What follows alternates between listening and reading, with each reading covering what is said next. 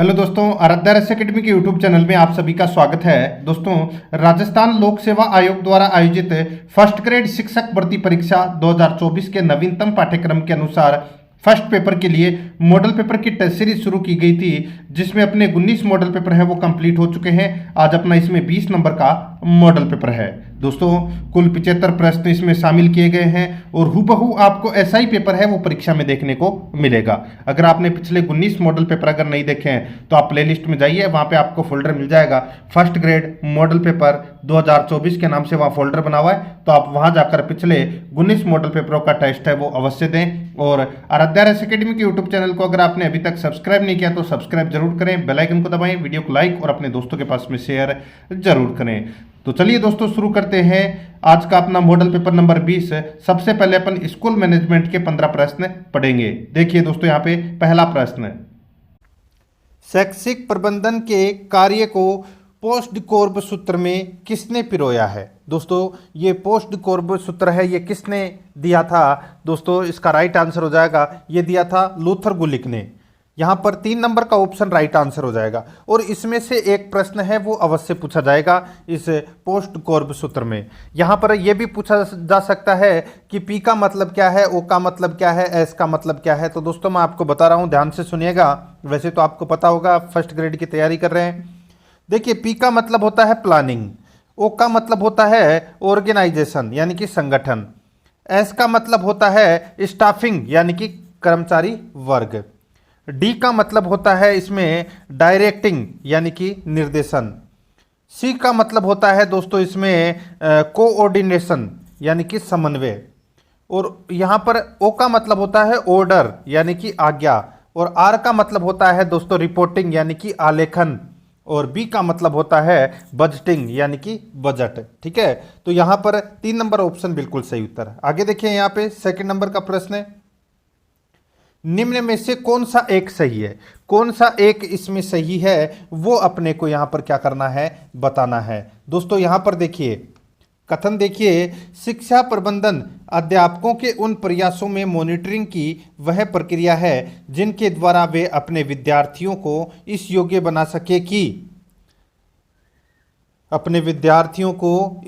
बना सके कि दोस्तों वे देश के उपयोगी नागरिक बन सके। यहां पर 4 नंबर का ऑप्शन है वो इसका राइट आंसर हो जाएगा। आगे देखिए, 3 नंबर का प्रश्न है, देखिए, परियोजना परिचालन समिति का अध्यक्ष होता है। परियोजना परिचालन समिति का अध्यक्ष कौन होता है। दोस्तों, इसका राइट आंसर हो जाएगा, वो है आयुक्त राजस्थान माध्यमिक शिक्षा परिषद जयपुर। ठीक है, आयुक्त राजस्थान माध्यमिक शिक्षा परिषद ये अध्यक्ष होता है दोस्तों परियोजना परिचालन समिति का। तो यहाँ पर अपना इसमें 1 नंबर ऑप्शन बिल्कुल सही। देखिए, आपको ये भी पता होना चाहिए कि स्कूल मैनेजमेंट के 15 प्रश्न में आपके कितने सही हो रहे हैं। बाकी राजस्थान ज्योग्राफी के 5 प्रश्न हैं, राजस्थान कला संस्कृति के 5 प्रश्न हैं, 5 प्रश्न हैं हिंदी के, 5 प्रश्न इंग्लिश के, 5 प्रश्न रीजनिंग के, 5 प्रश्न मैथ के, 5 प्रश्न हैं वो जनरल साइंस से संबंधित, 5 प्रश्न पॉलिटिकल साइंस से संबंधित। ये सिलेबस के अकॉर्डिंग अपन पढ़ रहे हैं इसमें। ठीक है, बिल्कुल एक भी प्रश्न इधर उधर नहीं जाएगा, बिल्कुल सिलेबस के अकॉर्डिंग पढ़ रहे हैं और हूबहू आपको ऐसा ही पैटर्न है वो परीक्षा में देखने को मिलेगा। देखिए, 4 नंबर का प्रश्न है, निम्नांकित में से कौन सा शिक्षा का अधिकार कानून 2009 के संदर्भ में सही नहीं है।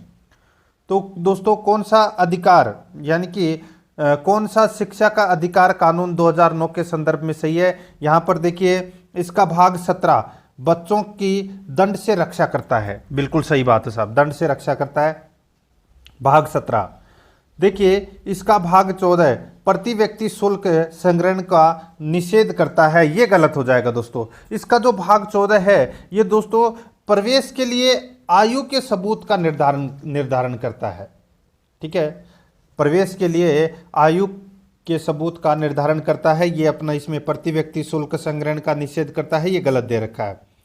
इसके भाग 21 में विद्यालय प्रबंधन समिति का प्रावधान किया गया है, बिल्कुल सही है। इसके भाग 28 है शिक्षकों के निजी ट्यूशन एवं निषिद्ध करता है, बिल्कुल सही है। तो यहाँ पे गलत कौन सा था दोस्तों, 2 नंबर का ऑप्शन इसका राइट आंसर हो जाएगा। 5 नंबर का प्रश्न इसमें देखिए, संस्थागत नियोजन के भौतिक क्षेत्र में शामिल विषय नहीं है। संस्थागत नियोजन के भौतिक क्षेत्र में शामिल विषय नहीं है, तो वो कौन सा विषय नहीं है? इसका राइट आंसर हो जाएगा वो है दोस्तों अपना इसमें बुक बैंक। 2 नंबर का जो ऑप्शन है वो इसका बिल्कुल सही उत्तर हो जाएगा बुक बैंक। ये इसमें शामिल नहीं है विषय। बाकी वृक्षारोपण, फर्नीचर निर्माण, विद्यालय साज सज्जा का सामान, ये इसमें शामिल है। आगे देखिए यहाँ पे 6 नंबर का प्रश्न है, निम्न में से कौन सी प्रबंधन की प्रकृति नहीं है? तो कौन सी प्रबंधन की प्रकृति नहीं है? इसका राइट आंसर हो जाएगा वो है दोस्तों देखिए प्रबंधन मानव संसाधन द्वारा क्रियान्वयन की सार्वभौमिक प्रक्रिया है, बिल्कुल सही है। प्रबंधन भौतिक विज्ञान है, ये गलत हो जाएगा दोस्तों। इसमें देखिए प्रबंधन एक कला है, एक सामाजिक दायित्व है, तो यहाँ पर 2 नंबर का ऑप्शन है वो इसका राइट आंसर हो जाएगा, ये प्रबंधन की प्रकृति नहीं है। आगे देखिए शिक्षा निरीक्षण शब्द का सर्वप्रथम प्रयोग किया गया। शिक्षा निरीक्षण शब्द का सर्वप्रथम प्रयोग किया गया दोस्तों, ये प्रयोग है ये किया गया 1909 ईस्वी में बोस्टन शहर में इसका प्रयोग किया गया। राइट आंसर हो जाएगा इसमें 2 नंबर ऑप्शन बिल्कुल सही। 8 नंबर का प्रश्न है, राजस्थान शिक्षा दर्शन शैक्षिक प्रोग्राम किसके लिए शुरू किया गया है? तो दोस्तों ये किसके लिए शुरू किया गया है? ये शुरू किया गया है दोस्तों स्कूली बच्चों के लिए ये शुरू किया गया है। 1 नंबर का ऑप्शन बिल्कुल सही उत्तर हो जाएगा, स्कूली बच्चों के लिए। 9 नंबर का प्रश्न इसमें देखिए माध्यमिक शिक्षा बोर्ड द्वारा आयोजित परीक्षा है। माध्यमिक शिक्षा बोर्ड द्वारा आयोजित परीक्षा है, तो वो कौन सी है? राइट आंसर हो जाएगा देखिए माध्यमिक परीक्षा, प्रवेशिका परीक्षा, वरिष्ठ उपाध्याय परीक्षा, तो इसका राइट आंसर हो जाएगा उपरोक्त सभी। 4 नंबर का ऑप्शन है वो इसका बिल्कुल सही उत्तर इसमें हो जाएगा। 10 नंबर का प्रश्न है, भारतीय गुणवत्ता परिषद की स्थापना की गई।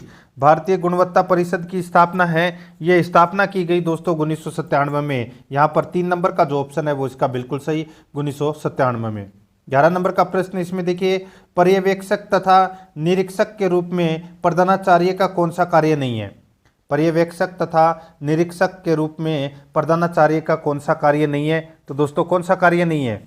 देखिए स्कूल में गठित की जाने वाली पाठ्य सहगामी क्रियाओं का निरीक्षण करना, बिल्कुल सही है, ये प्रधानाचार्य का कार्य है। दूसरा देखिए इसमें स्कूल में भौतिक तत्वों का निरीक्षण करना, ये भी इसका कार्य है। शिक्षकों के हस्तांतरण नीति की अवलोकन करना, शिक्षकों की हस्तांतरण नीति का अवलोकन करना, ये इसमें गलत दे रखा है, तो यहाँ पर इसमें 3 नंबर का ऑप्शन राइट आंसर हो जाएगा, ये प्रधानाचार्य का कार्य नहीं है। बाकी शिक्षण कार्य में अपनाई जाने वाली विधियों, प्रविधियों तथा सहायक सामग्री का निरीक्षण करना, ये भी दोस्तों इसका कार्य है, तो यहाँ पर 3 नंबर ऑप्शन बिल्कुल सही। 12 नंबर का प्रश्न है, संयुक्त राष्ट्र संघ द्वारा सहस्ताब्दी विकास लक्ष्यों का विकास किया गया। संयुक्त राष्ट्र संघ द्वारा सहस्ताब्दी विकास लक्ष्यों का विकास किया गया, इसका सही उत्तर हो जाएगा वो है दोस्तों वर्ष 2000 में, तो यहाँ पर 3 नंबर का ऑप्शन बिल्कुल सही उत्तर हो जाएगा। 13 नंबर का प्रश्न है, शिक्षा का अधिकार कानून 2009 के किस अध्याय में विद्यालय एवं शिक्षकों की जिम्मेदारियों का वर्णन है? शिक्षा का अधिकार कानून 2009 के किस अध्याय में विद्यालय एवं शिक्षकों की जिम्मेदारियों का वर्णन है? तो इसका बिल्कुल सही उत्तर हो जाएगा वो है दोस्तों अध्याय 4।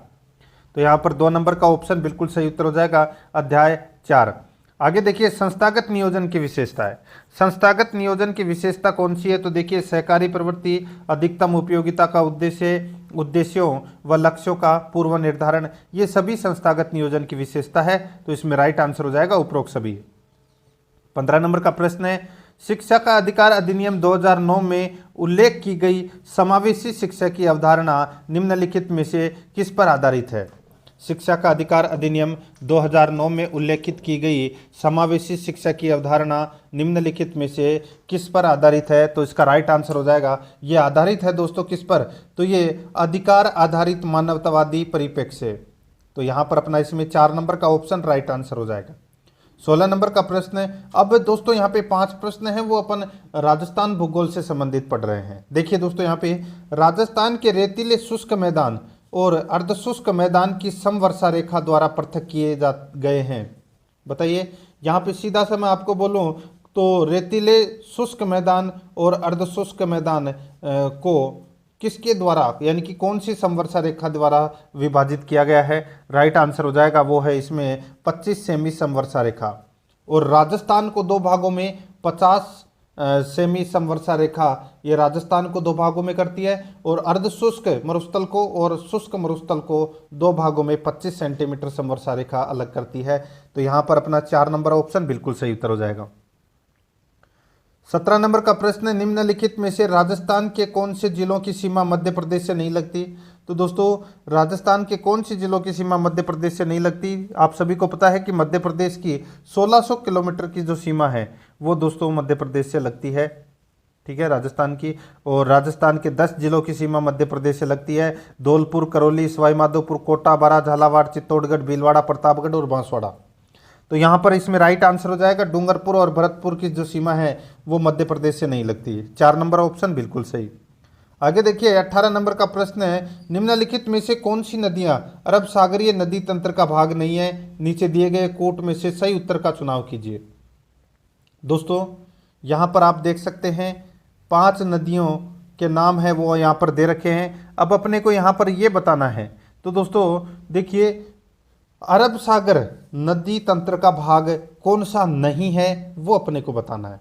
देखिए बनास नदी बंगाल की खाड़ी में जाती है, तो यहाँ पे मैं बे लिख देता हूँ।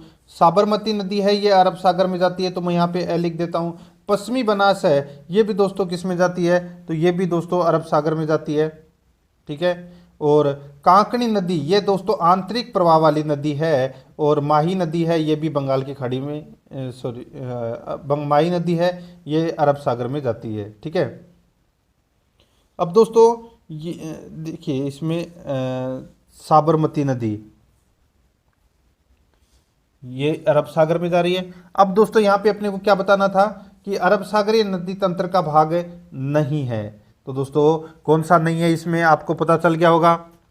यहाँ पे देखिए इसमें बनास नदी एक, ठीक है, उसके बाद में दोस्तों एक काकणी नदी ये आंतरिक प्रवाह वाली नदी है, ठीक है। यानी कि 1 और 4 ये दोनों अरब सागरीय नदी तंत्र का भाग नहीं है, बाकी तीनों हैं। तो यहाँ पर 1 और 4 होना चाहिए। कूट भाषा में इसका सही उत्तर हो जाएगा 4 नंबर का ऑप्शन बिल्कुल सही।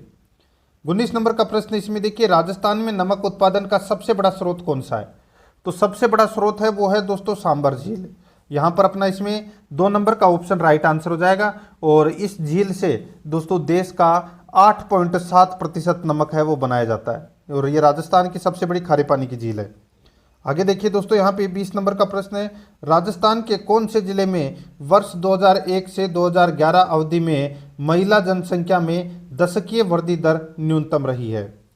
राजस्थान के कौन से जिले में वर्ष 2001 से 2011 की अवधि में महिला जनसंख्या में दशकीय वृद्धि दर न्यूनतम रही है। तो इसका राइट आंसर हो जाएगा वो है श्रीगंगानगर, 10% रही है। तो यहाँ पर अपना इसमें 1 नंबर का ऑप्शन राइट आंसर इसमें हो जाएगा, याद रखना है। और सर्वाधिक दशकीय वृद्धि दर बाड़मेर में रही है 32.5%। आगे देखिए 21 नंबर का प्रश्न है, निम्नलिखित में से कौन सा अनुच्छेद राज्य में संवैधानिक तंत्र की विफलता के प्रावधान को परिभाषित करता है। अब 5 प्रश्न है वो दोस्तों पॉलिटिकल साइंस से संबंधित है, बिल्कुल सिलेबस के अकॉर्डिंग अपन चल रहे हैं। वीडियो को लाइक नहीं किया तो एक बार सभी के सभी मित्र हैं वो वीडियो को लाइक कर दीजिए, और जिस किसी ने भी चैनल को सब्सक्राइब नहीं किया है तो सब्सक्राइब जरूर करें, ताकि नोटिफिकेशन है वो आपके पास में तुरंत पहुंचता रहे। निम्नलिखित में से कौन सा अनुच्छेद राज्य में संवैधानिक तंत्र की विफलता के प्रावधान को परिभाषित करता है। इसका सही उत्तर हो जाएगा वो है अनुच्छेद 356, 2 नंबर का ऑप्शन राइट आंसर हो जाएगा।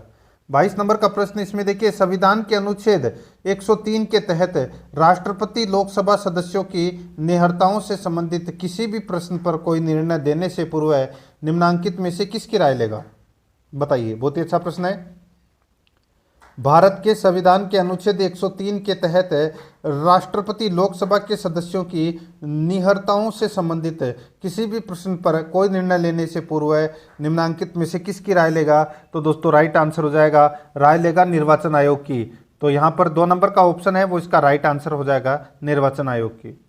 आगे देखिए यहाँ पर 23 नंबर का प्रश्न है, निम्नलिखित कथनों में से कौन सा एक कथन यानी कि एक धन विधेयक के बारे में सही है। यानी कि कौन सा एक कथन है वो धन विधेयक के बारे में सही है, वो अपने सही नहीं है पूछा है।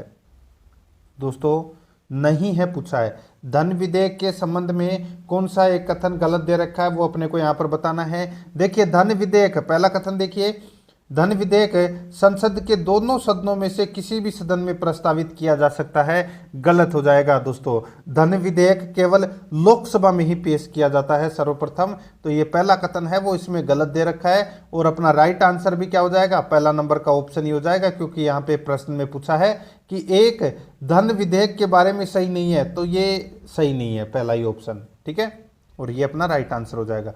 बाकी फिर भी देख लेते हैं, बाकी तीनों सही है।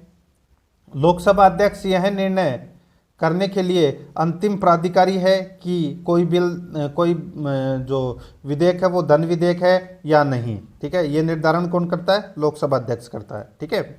लोकसभा द्वारा पारित किसी धन विधेयक को राज्यसभा द्वारा 14 दिन के अंदर लौटाया जाना और विचारार्थ भेजा जाना आवश्यक है, बिल्कुल सही है।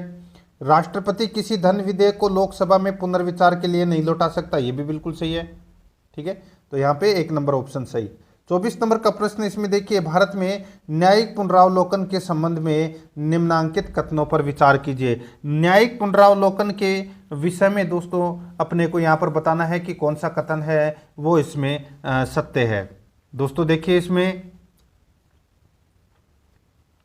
कूट भाषा में अपने को क्या करना है, उत्तर देना है। देखिए, भारत के संविधान में न्यायिक पुनरावलोकन शब्दावली का कोई उल्लेख नहीं है। दोस्तों, भारत के संविधान में न्यायिक पुनरावलोकन शब्दावली का कोई उल्लेख है वो दोस्तों इसमें नहीं है, ठीक है, बिल्कुल सही है। आगे देखिए, मेनका गांधीवाद के बाद न्यायालय यह जांच करता है कि कानून की उचित प्रक्रिया का अनुकरण हुआ है या नहीं, यह भी बिल्कुल सही है। तीसरा देखिए, इसमें संविधान संशोधनों का न्यायालय द्वारा पुनरावलोकन नहीं किया जा सकता, तो दोस्तों किया जा सकता है, ये भी इसमें गलत दे रखा है, यानी कि तीसरा नंबर का गलत है। चौथा देखिए, संविधान के अनुच्छेद 356 के अधीन राष्ट्रपति की आपात उद्घोषणा का भी न्यायालय द्वारा पुनरावलोकन नहीं किया जा सकता, तो ये भी किया जा सकता है। दोस्तों ये दोनों कथन है वो इसमें गलत दे रखा है, तीसरा और चौथा।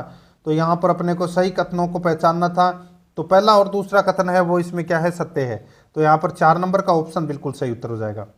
25 नंबर प्रश्न है, वित्त आयोग के गठन का प्रावधान संविधान के किस अनुच्छेद में है, तो इसका सही उत्तर हो जाएगा अनुच्छेद 280(1) में वित्त आयोग के गठन का प्रावधान किया गया है। अब दोस्तों यहाँ पे 26 से 30 तक अपन जनरल साइंस से संबंधित प्रश्न करेंगे। देखिए दोस्तों, तप्त स्थल शब्द दिया था, तप्त स्थल शब्द है ये दिया था दोस्तों किसने, तो ये नॉर्मन मेरस ने ये तप्त स्थल शब्द है ये दिया था। ये जैव विविधता से संबंधित है, तो यहाँ पर अपना इसमें राइट आंसर हो जाएगा 4 नंबर का ऑप्शन बिल्कुल सही उत्तर हो जाएगा इसमें।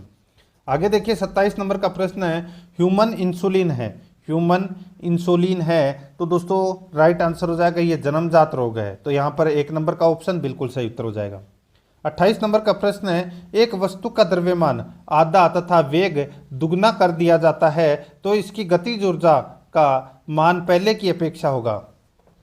एक वस्तु का द्रव्यमान आधा तथा वेग दुगना कर दिया जाता है तो इसकी गतिज ऊर्जा का मान पहले की अपेक्षा होगा, तो पहले की अपेक्षा है ये होगा, इसका राइट आंसर हो जाएगा दुगना होगा।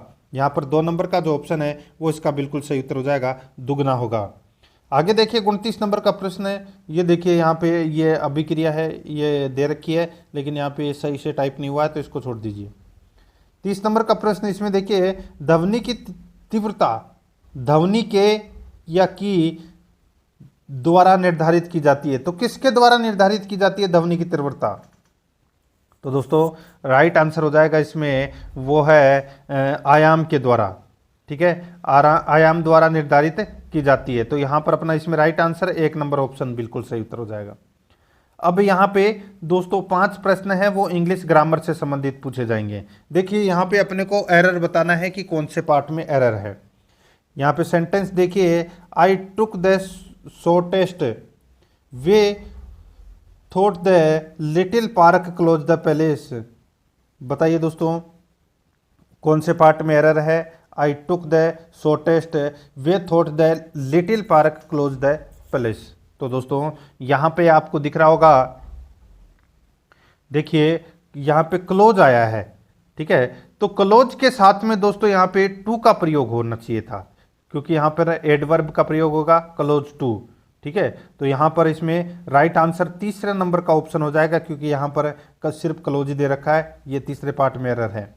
32 नंबर का प्रश्न इसमें देखिए, choose the correct indirect speech of the following sentence from the given option, यानी कि sentence from the options given below. यहाँ पर इनडायरेक्ट स्पीच से संबंधित क्वेश्चन है। देखिए, the teacher said to the boy sit down, तो यहाँ पर क्या होगा इसका राइट आंसर? इसका राइट आंसर होगा दोस्तों, द टीचर ऑर्डर्ड, टीचर तो ऑर्डर ही देगा, रिक्वेस्ट तो नहीं करेगा, ठीक है। The teacher ordered the boy to sit down, तो यहाँ पर अपना इसमें राइट आंसर 3 नंबर ऑप्शन बिल्कुल सही। आगे देखिए, fill in the blanks with the correct form of verb, तो यहाँ पे अपने को खालिस्तान है वो भरना है। देखिए, she has been in Delhi since 1998, तो यहाँ पे खालिस्तान में क्या आएगा? यहाँ पर आएगा दोस्तों इसमें लिविंग आएगा, ठीक है। वह 1998 से दिल्ली में रह रहा है, तो यहाँ पर इसमें 1 नंबर का ऑप्शन बिल्कुल सही। आगे देखिए, fill in the blank with the correct determiner, तो दोस्तों यहाँ पे डिटर्मिनर का अपने को क्या करना है? प्रयोग करना है। देखिए, there are student who don't care for classes, there are, तो यहाँ पे खालिस्तान में क्या आएगा? तो यहाँ पर दोस्तों मैनी का प्रयोग होगा। दे आर मैनी स्टूडेंट, ठीक है, यहाँ पे देयर आर मैनी स्टूडेंट्स का प्रयोग होगा, तो यहाँ पे मैनी इसका राइट आंसर 2 नंबर ऑप्शन। अब यहाँ पर देखिए दोस्तों, चूज द करेक्ट सिनोनिम, तो यहाँ पे अपने को समानार्थक शब्द है वो बताना है। यहाँ पे देखिए दोस्तों, डेस्पाइस का मतलब क्या होता है? तो दोस्तों इसका मतलब होता है घृणा करना। क्या होता है? घृणा करना। तो दोस्तों इसका समानार्थक शब्द कौन सा हो जाएगा? हेट, तो यहाँ पर अपना इसमें 2 नंबर का ऑप्शन राइट आंसर हो जाएगा, हेट। आगे देखिए, 36 नंबर का प्रश्न है, संधि विच्छेद की दृष्टि से कौन सा विकल्प सही नहीं है? संधि विच्छेद की दृष्टि से कौन सा विकल्प सही नहीं है, वो अपने को यहाँ पर क्या करना है? बताना है।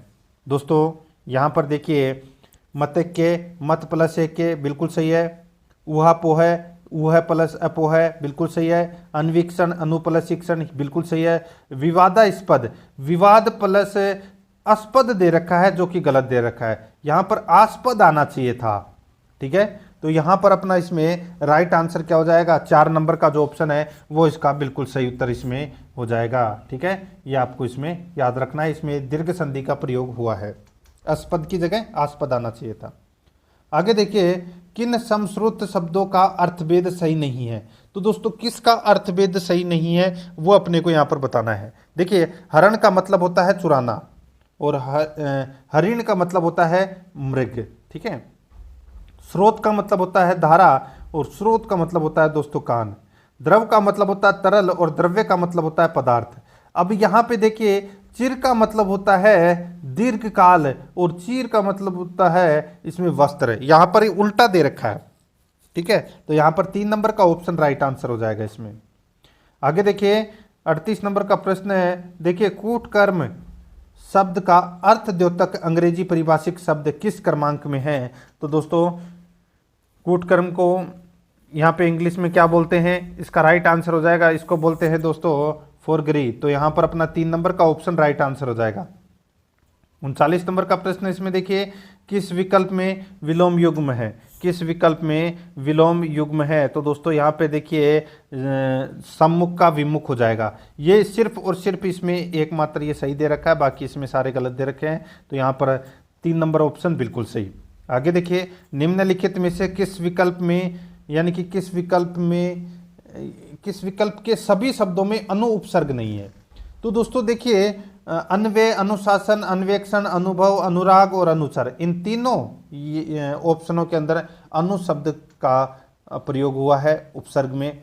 यहाँ पे अनुदात के अंदर भी दोस्तों अनु उपसर्ग लगा हुआ है, लेकिन यहाँ पे अनुर्वर दे रखा है, इसमें दोस्तों अन उपसर्ग लगा हुआ है। कौन सा उपसर्ग लगा हुआ है? अन उपसर्ग लगा हुआ है। तो यहाँ पर अपना इसमें 1 नंबर ऑप्शन हो जाएगा। अब दोस्तों यहाँ पे अपन 5 प्रश्न हैं वो मैथ से संबंधित पढ़ेंगे, ठीक है, और 5 प्रश्न आगे रीजनिंग से संबंधित। देखिए यहाँ पे, किस प्रतिबंध के अधीन समीकरणों kx - y = 2 और 6x -2y बराबर 3 का अद्वितीय हल होता है। तो दोस्तों इसका अद्वितीय हल है वो क्या होता है वो अपने को यहाँ पर बताना है। इसका दोस्तों सूत्र होता है a1 बटा b1 a1 बटा a2 नॉट इक्वल b1 बटा b2। ठीक है, अब यहाँ पे रख दीजिए दोस्तों। यहाँ पर देखिए क्या आएगा, तो यहाँ पर आएगा k बटा 6 नॉट इक्वल -1 बटा -2। ठीक है, -1 बटा -2। तो यहाँ पर सीधा सा राइट आंसर आ जाएगा k नॉट इक्वल 3, इसका राइट आंसर हो जाएगा k नॉट इक्वल 3। तो यहाँ पर नॉट इक्वल कर लेना। ठीक है, k नॉट इक्वल 3 इसका राइट आंसर हो जाएगा। तो यहाँ पर 2 नंबर का ऑप्शन बिल्कुल सही।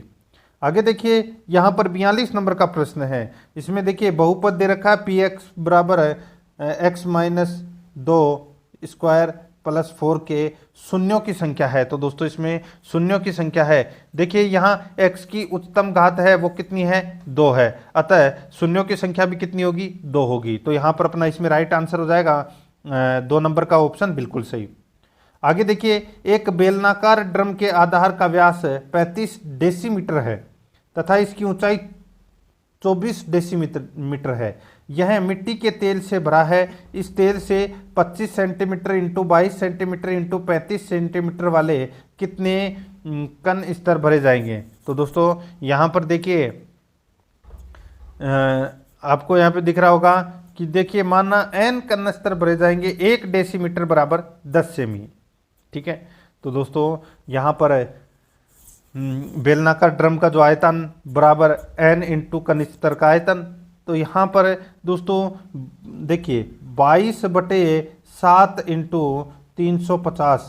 देखिए 35 को 10 से मल्टीप्लाई किया तो यहाँ पे 350/2 इंटू 350/2। ठीक है, इसको काट लीजिए, सीधा सा राइट आंसर आपके पास में n यहाँ पर आ जाएगा।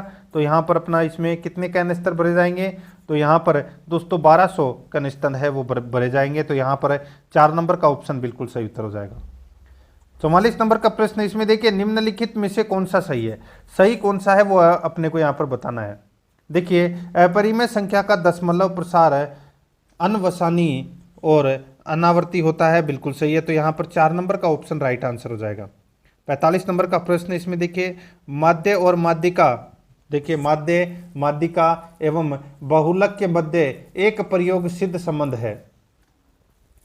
माध्य माध्यिका एवं बहुलक के मध्य एक प्रयोग सिद्ध संबंध है। तो यहाँ पर देखिए माध्य माइनस माध्यिका बराबर 1/2 माध्यिका माइनस बहुलक। तो यहाँ पर 1 नंबर का ऑप्शन राइट आंसर हो जाएगा। आगे देखिए यहाँ पर 46 नंबर का प्रश्न है, ए बी का पिता है, ए है वो दोस्तों क्या है, बी का पिता है। ठीक है, आगे देखिए बी सी का भाई है, बी है ये सी का भाई है। डी सी की माँ है, तो दोस्तों डी है ये सी की माँ है। तो ए और डी क्या हो गए, इसमें पति पत्नी हो गए। डी ए से किस प्रकार संबंधित है, तो दोस्तों ये तो मैंने अभी बताया था आपको, डी है वो ए की क्या है, पत्नी होगी। तो यहाँ पर 2 नंबर का ऑप्शन राइट आंसर हो जाएगा। आगे देखिए यहाँ पर 47 नंबर का प्रश्न है, एच आई जे के एल एम और एन केंद्र की ओर मुख करके एक वर्त में बैठे हैं। देखिए एच और के का पड़ोसी है। दोस्तों यहाँ पर देखिए इसमें थोड़ी सी मिसप्रिंट हुई है, वो मैं आपको इसमें बता देता हूँ। देखिए एच और के, दोस्तों एच और के पड़ोसी है एल के। ठीक है, तो यहाँ पर देखिए एल के, ये आपको थोड़ा सा इसमें प्रश्न के अंदर आपको कोमा दिख रहा होगा, ये चीज़ आपको थोड़ी सी इसमें ध्यान रखनी है। तो एल के पड़ोसी हैं, तो देखिए कितने जने हैं ये, 3 और 3 6 और 1 7। तो यहाँ पे 7 ऐसे बना लीजिए, 2 4 6 और 1 ये 7। ठीक है, यानी कि 7 कोने बना लिए अपन ने। अब दोस्तों यहाँ पे देखिए एच और के का पड़ोसी है एल, तो यानी कि एल है वो दोस्तों किस में आ गया, यहाँ पर बीच में आ गया।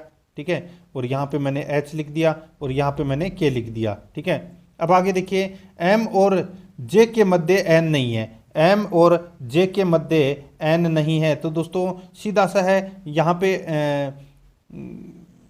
जे आएगा, तो दोस्तों यहाँ पे एम और यहाँ पर क्या पूछा है इसने, एम और जे के मध्य नहीं है एन। ठीक है, तो दोस्तों एम और जे के मध्य, तो दोस्तों मैं यहाँ पे है वो देखिए जे लिख देता हूँ। ठीक है, ये मैंने यहाँ पे जे लिख दिया, एम और जे के मध्य एन नहीं है, तो सॉरी इधर एन आएगा, ये इधर एन आ गया। ठीक है, तो यहाँ पर मैं दोस्तों जे और यहाँ पर मैं एम लिख सकता हूँ, बिल्कुल लिख सकता हूँ। ठीक है, आगे देखिए एम एच के तत्काल दाएं हैं, तो बिल्कुल तत्काल दाएं हैं। एन के बाएं दूसरा है, तो दोस्तों एन के बाएं दूसरा है, बिल्कुल सही है। आई एन के बाएं दूसरा है, आई है, ये एन के बाएं दूसरा है, तो यहाँ पर आई आ गया।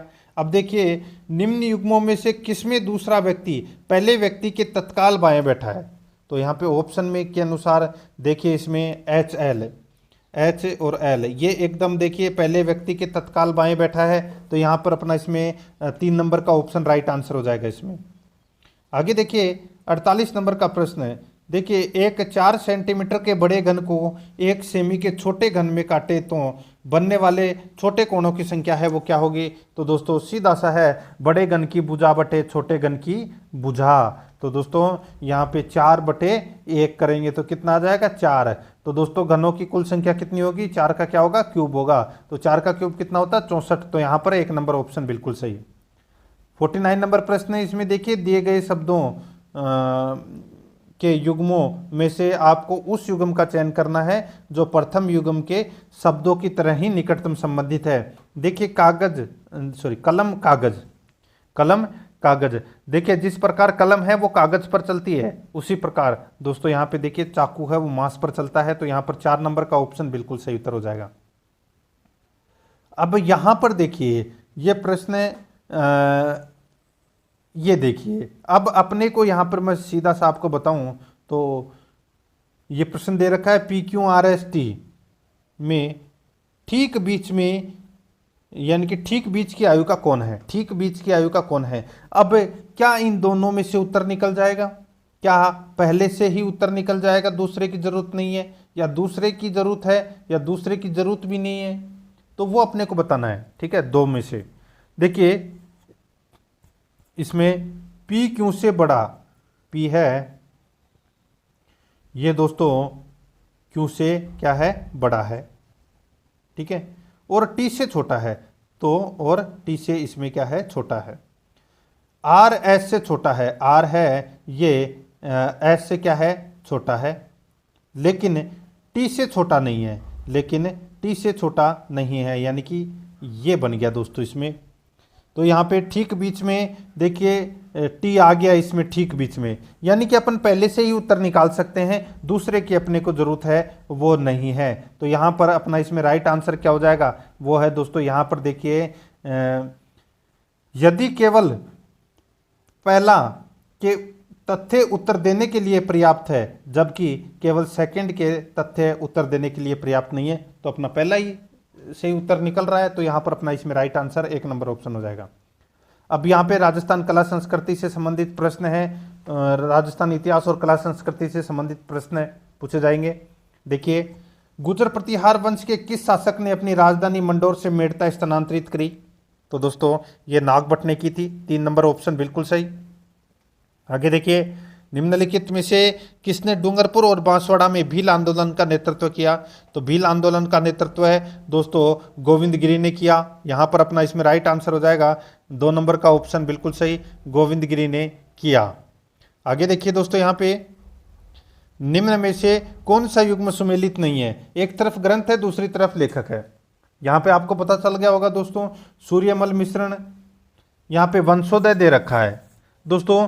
देखिए सूर्यमल मिश्रण के ग्रंथ हैं वंश भास्कर, वीर सतसई, बलवंत विलास, राम रंजाट, ये ग्रंथ है, ये वंशोदय है, ये इसमें गलत दे रखा है। बाकी पद्मनाभ का ग्रंथ है, सॉरी हाँ पद्मनाथ ग्रंथ के लेखक हैं कानन, सॉरी इसमें देखिए पद्मनाथ है, ये देखिए उल्टा दे रखा है यहाँ पे, ये लेखक इधर आना चाहिए था और इधर ग्रंथ इधर आना चाहिए था, ठीक है। तो यहाँ पे कानड़ दे प्रबंध के रचयिता पद्मनाभ हैं और सूरज प्रकाश के रचयिता करणिदान हैं और राजवल्लभ ग्रंथ के रचयिता मंडन है। तो यहाँ पे बाकी तीनों सही दे रखे हैं, यहाँ पे 1 नंबर का ऑप्शन राइट आंसर हो जाएगा। आगे देखिए, प्रसिद्ध बनी ठनी चित्र का चित्रकार कौन था? कौन था? सही उत्तर हो जाएगा दोस्तों, वो है अपना इसमें निहाल चंद। तो यहाँ पर 2 नंबर का ऑप्शन बिल्कुल सही उत्तर हो जाएगा, निहाल चंद। 55 नंबर प्रश्न है, निम्नलिखित को सुमेलित कीजिए। तो दोस्तों यहाँ पे सुमेलित करना है। तारागढ़ का किला कहाँ पर है? दोस्तों अजमेर में है। जयगढ़ कहाँ पर है? तो ये जयपुर में है। कीर्ति स्तंभ कहाँ है? चित्तौड़गढ़ में है। और मेहरानगढ़ का किला कहाँ पर है? जोधपुर में है। इस प्रश्न का राइट आंसर क्या हो जाएगा? 2, 4, 3, 1 अपना इसमें राइट आंसर हो जाएगा। 56 नंबर प्रश्न है, भारत छोड़ो आंदोलन के दौरान कनकलता बरुआ नामक एक कन्या ने जनता का एक जुलूस निकाला और पुलिस की परवाह न करते हुए थाने में घुसने के प्रयास में गोली खाई। यह घटना किस स्थान की है? दोस्तों ये घटना है, ये गोहपुर की है। मैंने आपको कल पढ़ाया था फर्स्ट ग्रेड में, अगर आपने कल वाली क्लास देखी है तो आपको ये पता होगा। तो यहाँ पर 1 नंबर का जो ऑप्शन है वो इसका राइट आंसर हो जाएगा और ये घटना असम की है, ठीक है। आगे देखिए, यहाँ पर 57 नंबर प्रश्न है, इलाहाबाद शिलालेख में समुद्रगुप्त की प्रशस्ति है जिसके रचयिता हैं उनके दरबारी कवि। तो उनके दरबारी कवि कौन है? तो वो है हरिसेन। 1 नंबर ऑप्शन बिल्कुल सही। आगे देखिए, गुप्त शासकों में परम भागवत की उपाधि धारण करने वाला प्रथम शासक कौन था? तो दोस्तों वो था समुद्रगुप्त। समुद्रगुप्त ने परम भागवत की उपाधि है वो धारण की थी।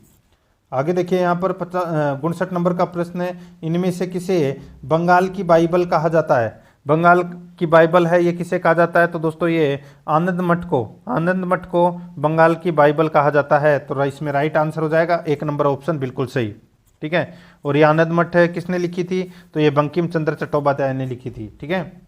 आगे देखिए, 60 नंबर का प्रश्न है, निम्नलिखित में से कौन सा कथन मुगल कालीन शिक्षा के विषय में असत्य है?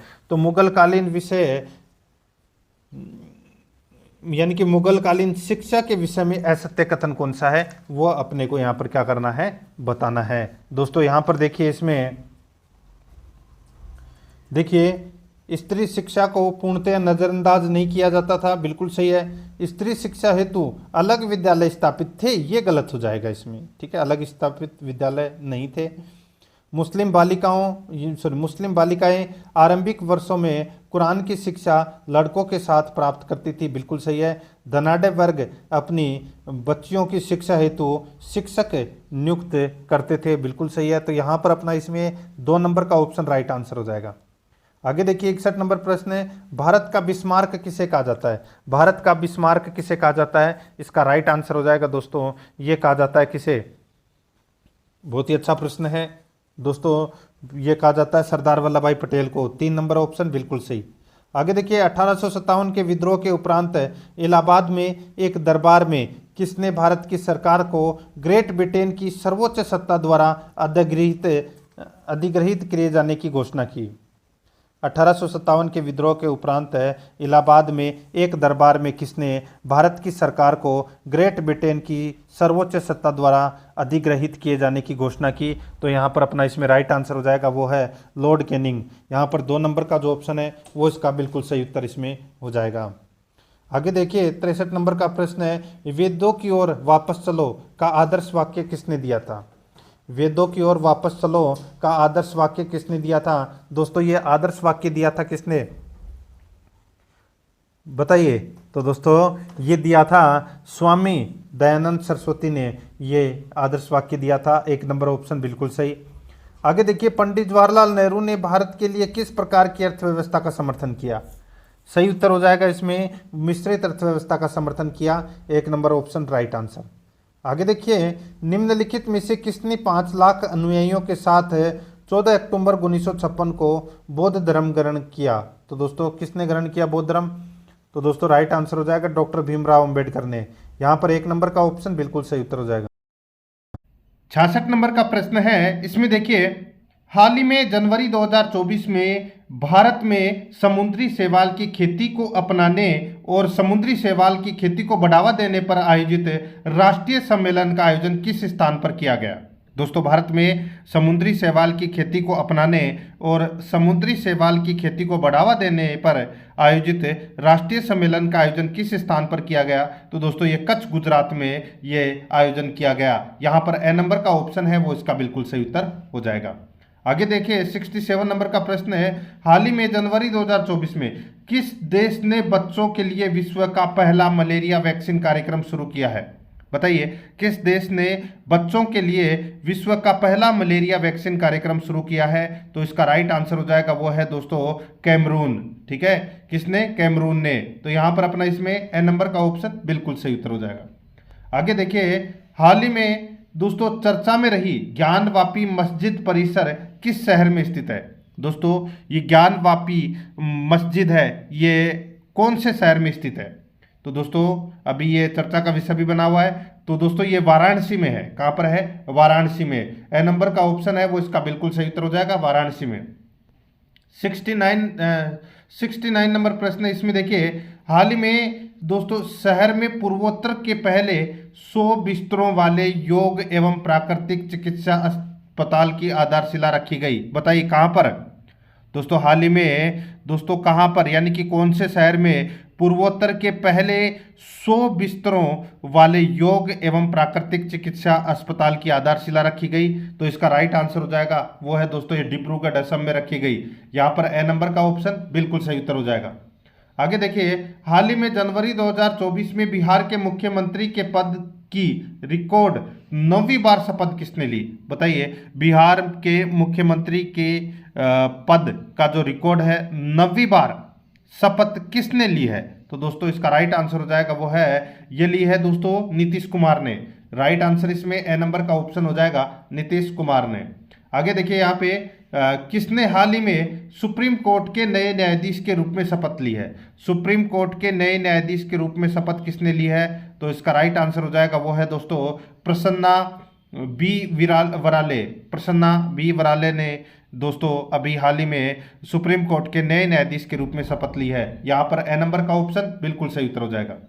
आगे देखिए, उस केंद्रीय मंत्री का नाम बताइए जिन्होंने हाल ही में जनवरी 2024 में ब्रेल लिपि में, कौन सी लिपि में? ब्रेल लिपि में ए प्रोमिस्ड नेशन माननीय Shri Narendra Modi the maker of new India शीर्षक से एक पुस्तक लॉन्च की है। बताइए इस नाम से कौन से केंद्रीय मंत्री ने एक पुस्तक लॉन्च की है? तो इसका राइट आंसर हो जाएगा वो है दोस्तों अमित शाह ने।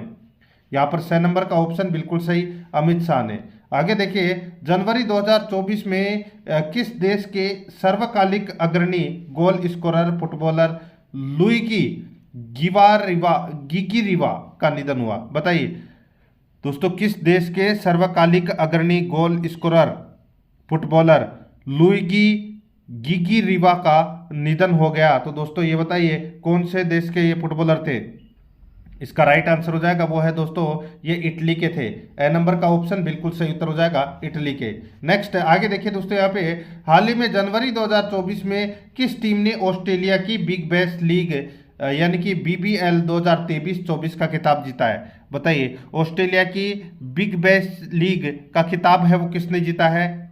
तो इसका राइट आंसर हो जाएगा वो है दोस्तों ब्रिस्बेन हिट ने दोस्तों ये खिताब जीता है। तो यहाँ पर अपना इसमें 6 नंबर का ऑप्शन बिल्कुल सही उत्तर हो जाएगा। आगे देखिए दोस्तों, फर्स्ट क्लास क्रिकेट में सबसे तेज 13 शतक लगाने वाले बल्लेबाज कौन बने हैं?